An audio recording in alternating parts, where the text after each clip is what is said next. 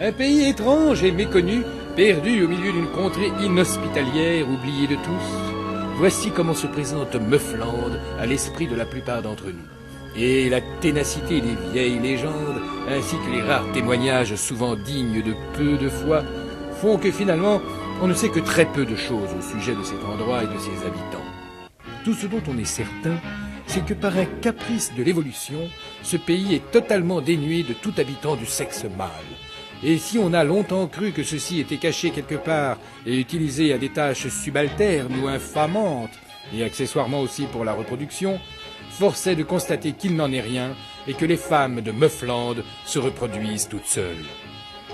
La présidente de la République meuflandaise dirige un gouvernement démocratique, constitué d'une assemblée composée de toutes les représentantes de chaque tendance, traditionnelle, conservatrice, libérale, attentiste, révolutionnaire, etc.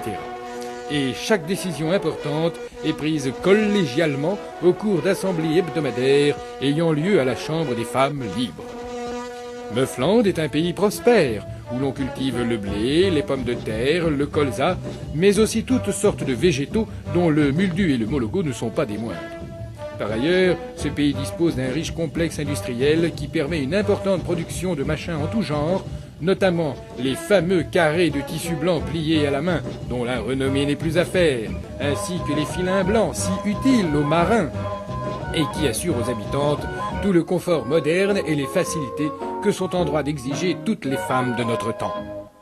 Amazonia, la capitale, se présente comme un gros bourg où règne une activité incessante, car en effet, le chômage n'existe pas en Meuflande. Il y a du travail pour toutes, et chacune s'affaire à faire le sien du mieux possible.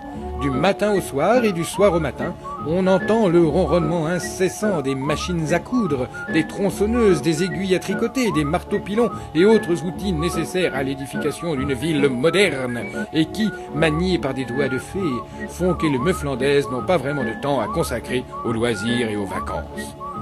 Même si parfois elles s'offrent quelques fantaisies sur la décoration de leurs véhicules ou dans leur propre tenue, les Meuflandaises préfèrent de loin un habillement confortable et fonctionnel, dont le traditionnel tablier gris et son foulard assorti, qu'on peut considérer un peu comme le costume national meuflandais.